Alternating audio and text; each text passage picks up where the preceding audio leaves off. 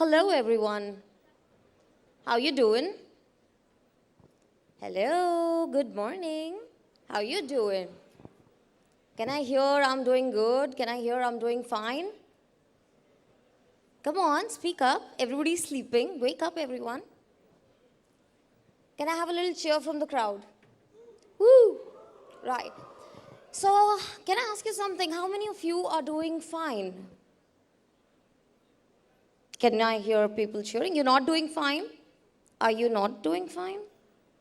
People have diarrhea and, you know, and loo lagi hui hai, heat stroke lagi hai. What's wrong? Are you guys doing fine? Yes? Tell me something. Let me ask you a very uncomfortable question. How many of you have said that, yeah, I'm doing fine without actually being fine? How many of you have heard a friend saying, I'm fine, but really realize that he's not doing fine? How many millennials in the crowd? Give me a cheer. Millennials? Millennials in the crowd, give me a cheer. All Gen Zs here? Okay. Okay. So, for the millennials, why I was talking about it is because I wanted to ask all the millennials one thing. I have no idea about how you Gen Zs are dealing with this. Just wanted to know how many of you really feel that when they're not doing fine, they have this one human being they can go to and rant out, vomit out every single unfiltered detail as to what is going wrong and why are they sad. Can I have one person, at least one person raising their hands from the crowd who can say for sure that I have one friend, one human, one person I can go to and tell everything unfiltered? I do have someone I can speak to, and that is ChatGPT. Okay, I think most of us, most of the girls for sure, are wishing their boyfriends were like ChatGPT, if I'm not wrong. All right. See, the thing is, when we talk about the mavericks and the future that is there tomorrow, if I talk to you about future, what do you think of? You think of AI, you think of automation, you think of robots, you think of life pacing very fast, right? But there's one very basic thing that all of us keeps forgetting. There is something which is called human emotional intelligence. So the future, as per my understanding, does not lie only in artificial intelligence. It actually lies in emotional intelligence. Because all of us are the most connected generation in the world, in the history of this earth, and yet we are the loneliest generation in the history of this earth. Not even a single person could raise their hand to confirm that they have one person they can go to and rant out every damn detail of their life without a filter. It's a sad state. There are at least 150 people in this crowd, in this hall. So, now the point being, what kind of a world are we building? Are we building a world which has amazing filters, click away from looking perfect, creating a digitally perfect life, people, you can say, not experiencing happiness, but people showing happiness, people performing happiness on Instagram? Is that the kind of world that we are building? Or are we trying to build, or have we ever thought of building a world which is safe for some human to be real in? I have seen people smiling away to glory on Instagram, whereas their lives are falling apart offline. So I do believe that, yes, the future of tomorrow, the mavericks of tomorrow, would be the ones who would emotionally integrate whatever technology is doing to us.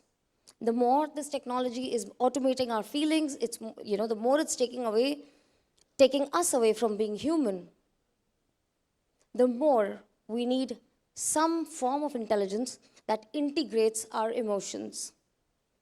Because artificial intelligence definitely is taken over. But emotional intelligence is what keeps us human. Working with thousands of patients over 22 different countries, and all I understood was that they were all people think I work for beauty. But I realized that I'm not actually working for beauty. I am working somewhere to heal them. Somebody trolled me on Instagram saying that you don't hold a say here because you make money out of people's insecurities. Fair enough. But I believe that I make money out of helping people re identifying, resonating with who they really were. I've seen girls cry looking at themselves into the mirror after an acne scar treatment, and men recognizing themselves after years of losing their hair. After a hair restoration treatment, I've seen men actually recognizing themselves. People who come for beauty treatments, they're not actually coming for vanity, they're coming for relief.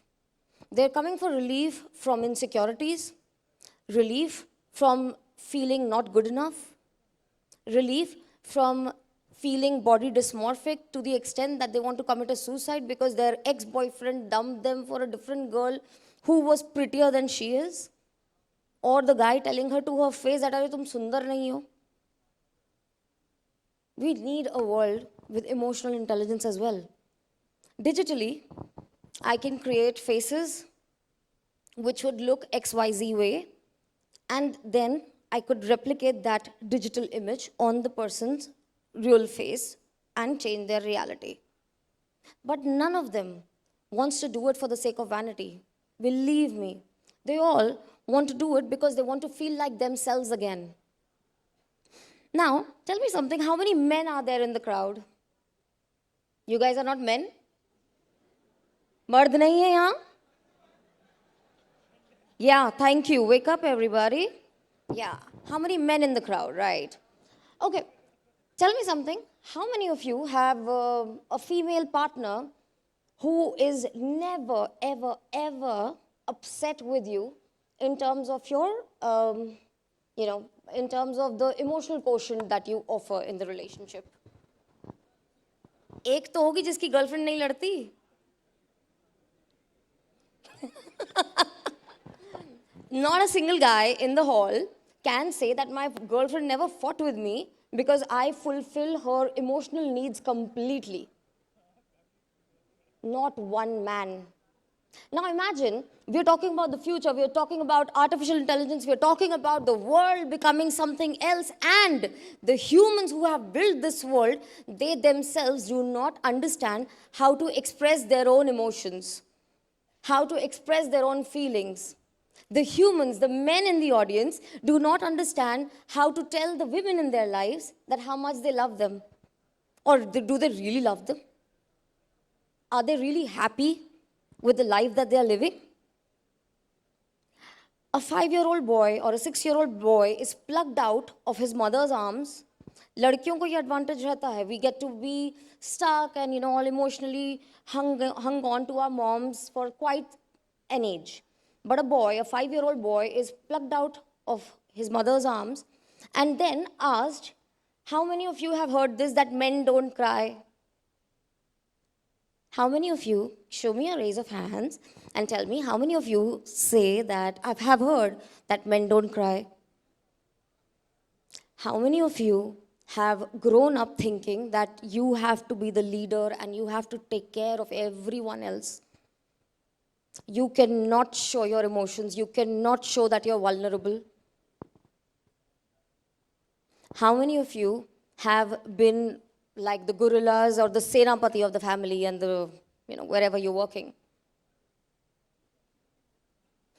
But aren't you human yourself?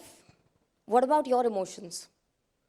What about your feelings? What about your satisfaction and dissatisfaction? When a little boy doesn't know how to tell his mother, his own mother, that I need love, I feel scared at night, I had a bad dream, I'll pee on the bed because I had a bad dream. How do you expect that little boy to grow up into a human who would come around and satisfy another woman telling her कि बहन, not बहन, sorry, दीदी तुमसे हमें बेइंतहा प्यार है. And I think all women want is that my guy should love me. That's it. I should be the center of his world. Emotionally unintelligent humans in this hall, all of us, we don't even know how to tell our female best friends that what are we experiencing. So, what kind of a world are we building? If we talk about the future, the mavericks of tomorrow, trust me, the mavericks of tomorrow need to understand that this world needs emotionally integrated future. It starts from the very level of parenting.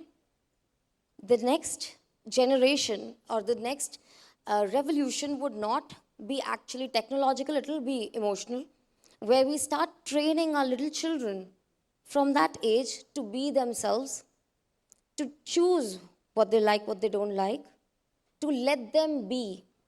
And all of us as humans, trust me, we are not looking for being perfect. You yourself are not looking for perfection.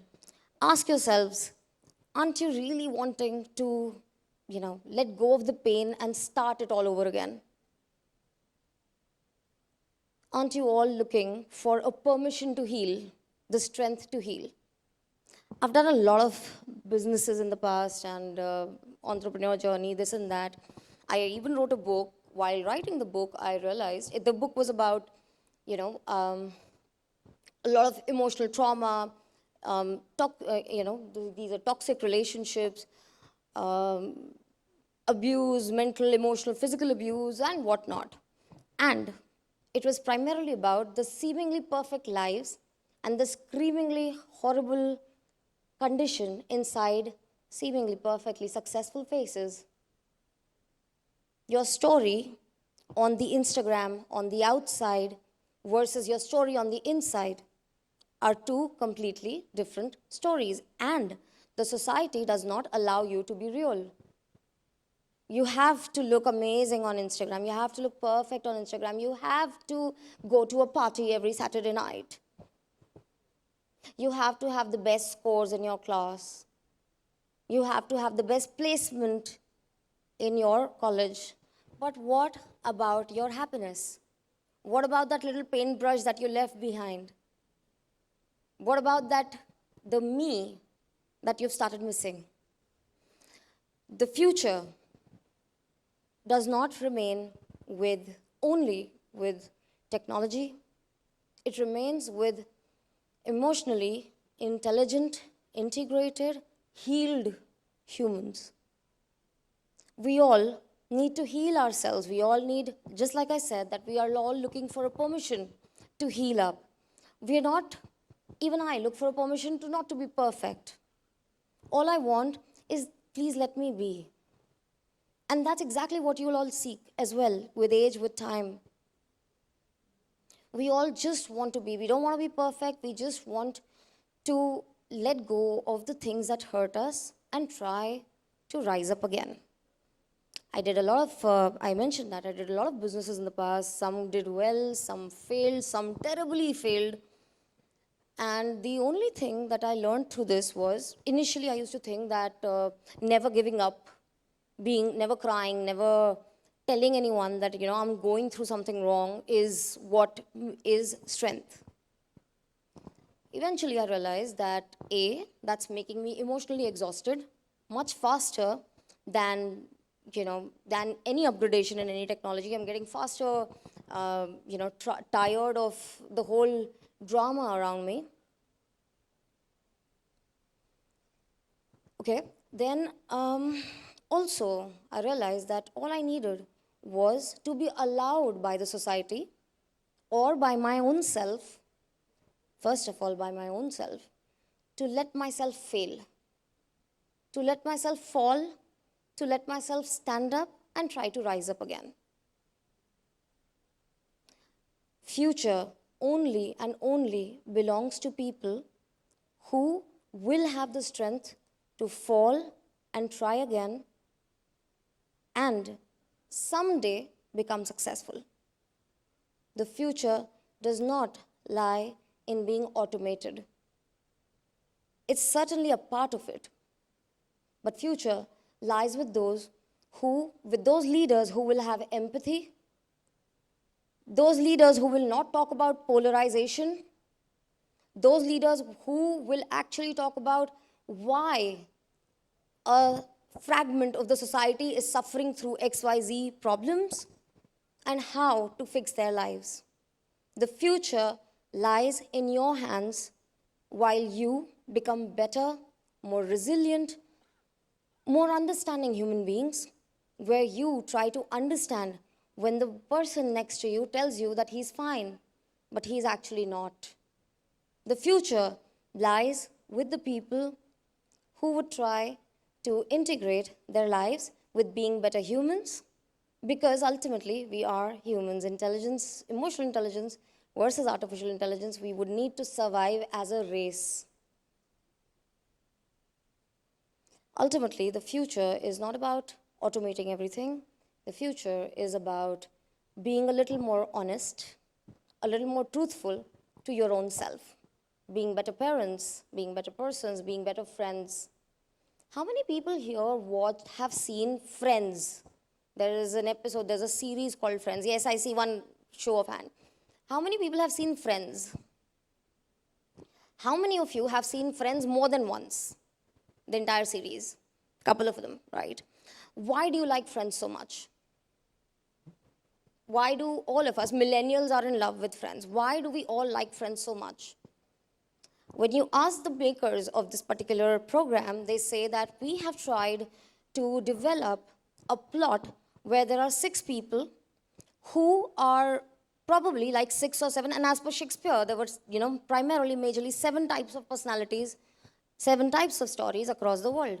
So they created 6 characters who would resonate a lot to these personalities.